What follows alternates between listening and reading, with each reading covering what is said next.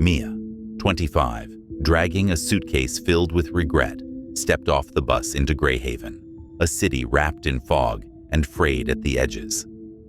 Perfect for disappearing, she thought. Her savings were bled dry, her heart still raw from the pain her ex had caused.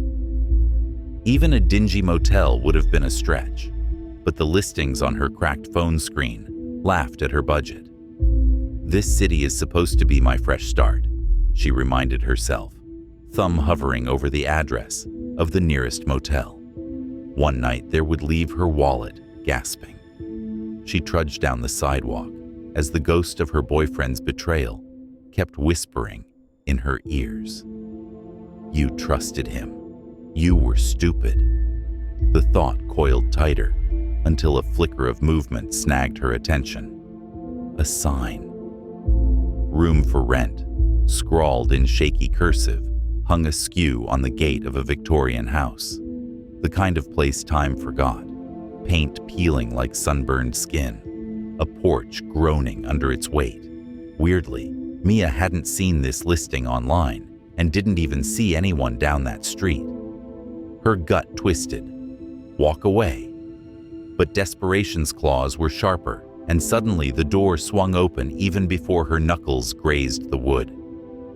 Mrs. Wren stood behind the door, a thin woman with a smile too wide for her wrinkled face. Her eyes, however, lingered, looking at Mia with some sort of desperation.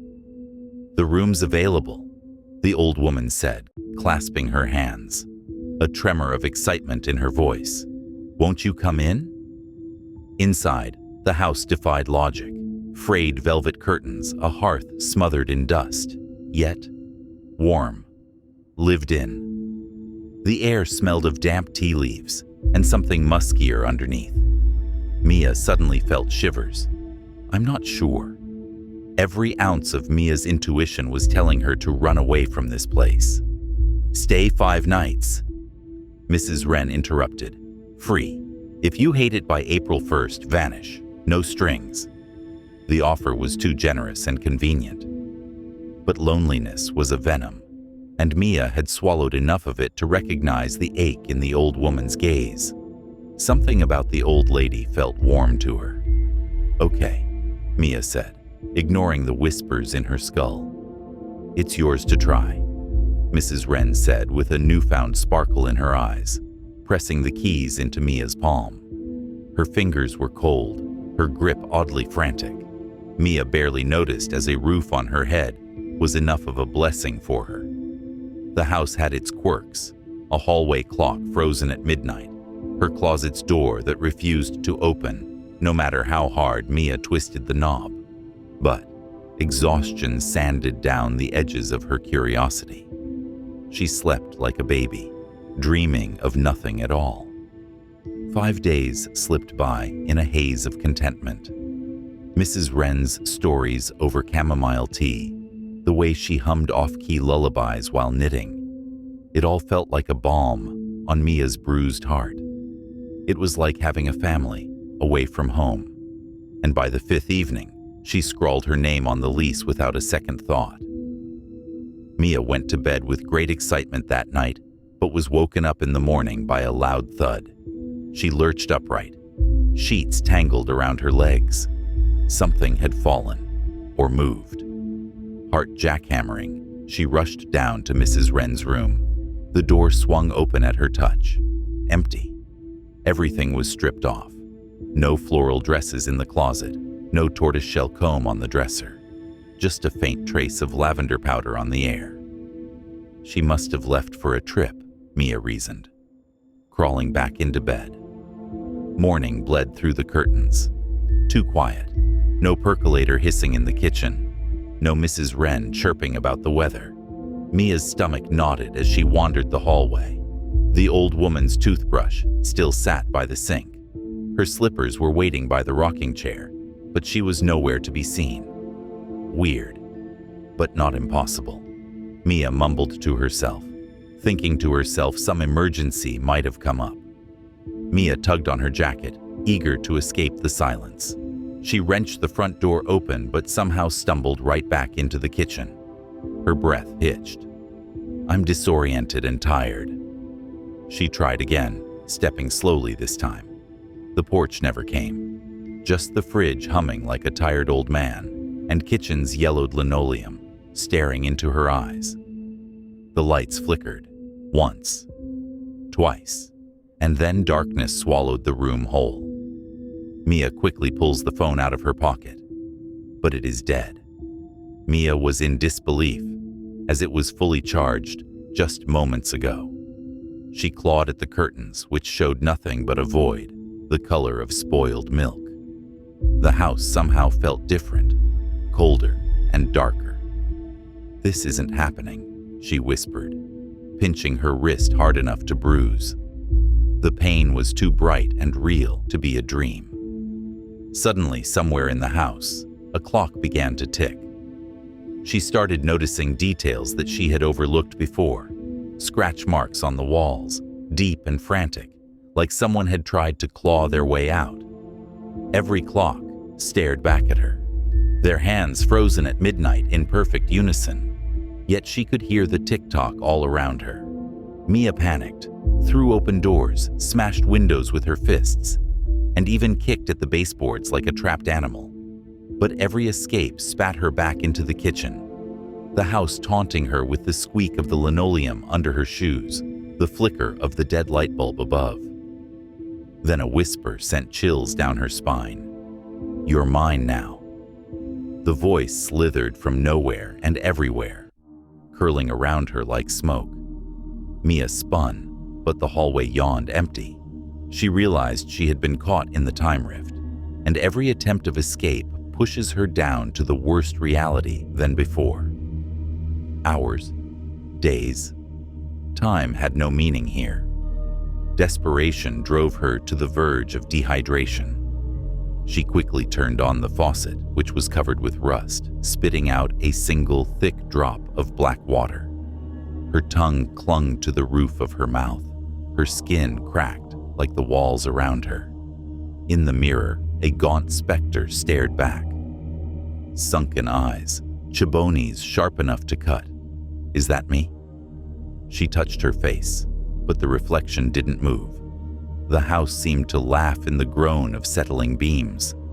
Mia swung a chair at the back door, but the wood absorbed the impact, silent as a grave.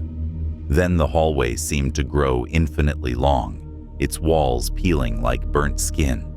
The floorboards warped into grotesque smiles. A patch of plaster in particular caught her eye. Fingernail scratches spelled it out. No escape. No, no, no, no, Mia screams, and suddenly her ears catch a sound of running water. Mia lurched toward the kitchen, her body moving on instinct. The tap gushed clear, cold liquid. She drank greedily, water slopping down her chin, not caring if it was poisoned. As the last drop hit her tongue, the truth coiled around her. The house wasn't just keeping her trapped. It was feeding off of her energy. Delirium clawed at Mia's thoughts as she dragged herself through the shattered window, glass biting into her palms, hoping maybe this unconventional escape would free her from the clutches of the house. As she jumped out of the window, for one glorious second, she felt cold night air on her face. And then the kitchen reassembled around her. This time, it was worse. Cabinet doors hung broken on their hinges. Shards of porcelain crunched under her knees. The fridge gaped open, its shelves slick with black mold that pulsed faintly, the stench thick enough to taste as if the house was punishing her. Mia collapsed, her sobs echoing off the walls. You are going to die here. The house answered. Laughter and mocking rippled through the air, skittering down the hallway like a living thing. Mia pressed her hands to her ears. She gives up on trying to escape, knowing it will only lead to an even worse reality. She mumbles to herself, should I just accept this is my reality now and I can't escape? But the part of her that still remembered sunlight and the pain of her old life refused to die. She forced herself upright, slowly walked towards Mrs. Wren's room. and reached the doorknob to open the door. It groaned as she pushed it open. The air inside was tomb cold, the floorboards creaking like old bones. Dust swirled in the dim light, drawn into strange patterns by a draft with no source. Then, her eyes catch a glimpse of a wooden box wedged beneath the bed frame. The padlock was rusted shut, but the key waited in the drawer as if left for her. Metal screeched as she turned the key. Inside, she saw the photographs. Mrs. Wren in a floral dress, smiling beside a man. Dated November 11th, 1970. Same face, same wrinkles. Another one where Mrs. Wren was sitting on a porch swing. Dated October 1990. Not a day older. The next photo that shocked her the most was one of Mrs. Wren holding a sign. Welcome, new tenant. No date, just Mia's name scribbled in the corner, as if she was dragged in some kind of ritual. The room darkened, the shadows stretching unnaturally long. Mia's breath fogged in the sudden chill. Time doesn't move here. The frozen clocks, the same face across decades. The house didn't just trap people, it preserved them and watched them suffer. And now it had her name. There was also a diary that lay beneath the photos like a coiled serpent. Mia hesitated, then opened it. June 15th, 1973. Moved in today. The house is drafty, but the landlady, an odd bird named Agnes, says it's full of history. Rent's cheap, and God knows I need that. Maybe this time, things will stick. Mia's fingers trembled as she turned the page. The handwriting grew jagged, ink blotted as if by tears. August 2nd, 1973. Tried to leave for work, opened the front door and stepped right back into my bedroom. The windows won't break. The phone only rings when no one's there. Agnes won't answer my knocks. What is this place? November 10th, 1975. 2 years. I've screamed, cried at the floorboards, even starved myself, hoping it would spit me out. But the house just changes. The walls bleed when I cry. The fridge fills with rot when I'm hungry. It's learning me, feeding on the fight. I have to stay calm, have to outthink it. The next page was smeared with something brown and flaky. Blood. The rest was scratched out violently. Mia throws the diary down. At the bottom of the box, Elise glared up at her. Dated June 15, 1973, signed by William Wren. The same clauses, the same 5-day trial. Mia's breath came in shallow gasps. The walls seemed to press closer, the air thick with the scent of damp paper and old roses. Then the visions hit. Her ex's voice, lips curling. You always pick the losing side, Mia. Her mother's face etched with deep disappointment. Why can't you just be happy? She crumpled to the floor, tears flowing down her cheeks. The house hummed around her, a sound like a cat purring over its prey. Mia slumped against the window, her breath fogging the glass as she scanned the empty street. 50 years. Was Mrs. Wren stuck in this house for more than 50 years? The weight of it pressed down on her. 50 years of scratched walls and silent screams. Whatever hatred she'd felt for Mrs. Wren dissolved like sugar in the rain. She collapsed onto the bed, staring at the water-stained ceiling. Stay positive, don't give in to fear. The old woman's words slithered back to her, meaningless when she signed the lease, but now laced with meaning. A warning, a lifeline. I can't give up, Mia whispered to the dark. The day had been long, and sleep crept on her like a thief. Suddenly she was home. Real home, with sunlight pooling on her childhood quilt. Her mother's warm hands combed through her hair. You're tougher than this, her mom murmured. The words sewed themselves into her bones. Mia woke with a gasp. The house loomed around her, but something had shifted. The air felt thinner. The door, when she approached it, didn't warp. It waited. Maybe hope weakens it. She wanted to test this theory but was also scared to approach the door, fearing how the house might react. Clutching the memory of her mother's laugh, she turned the knob. This time, her foot touched porch wood before the kitchen reclaimed her. The house hissed, and suddenly, Mia's head was filled with doubts. "I'm not strong enough." Glass exploded, and the walls convulsed, hurling Mia to her knees. Visions erupted like pus from a wound. Her ex's sneer, her boss's dismissal, every "you'll never" she'd swallowed, like a stone resurfaced. Mia dug her nails into her palms, trying to focus.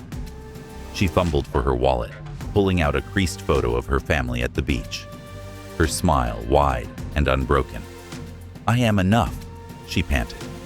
The front door wavered, its edges blurring like a mirage. Then, a laugh penetrated her head. That cruel, familiar sound, needling her ear. "That's not real," Mia roared.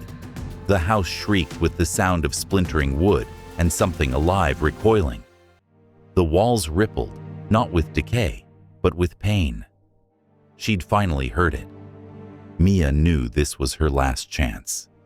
She chose the one spot in the living room where a stubborn beam of sunlight pierced the heavy curtains, painting a golden rectangle on the floor.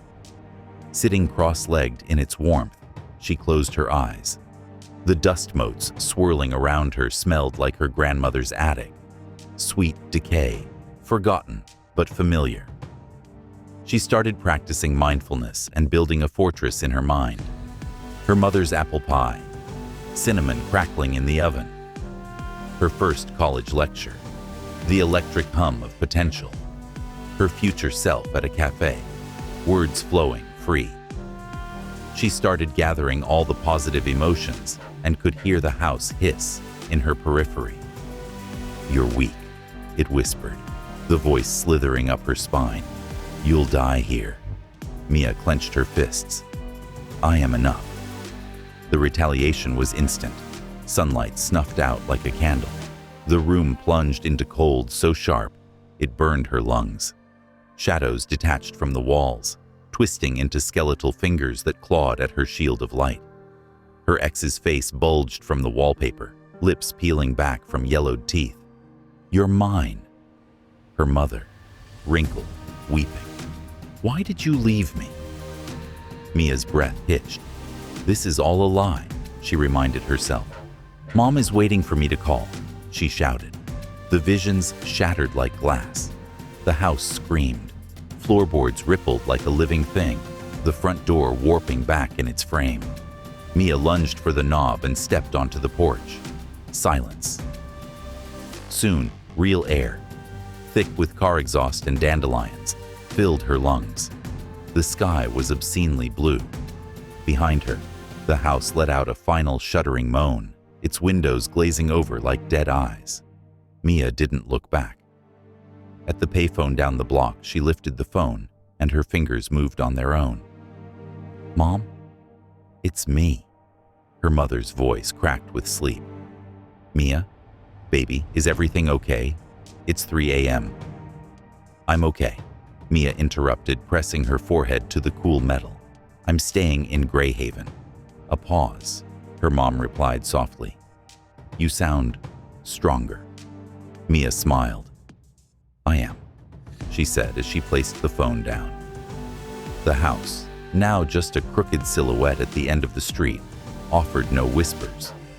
No signs like it had lost its appetite, with no one left to carry over the lease.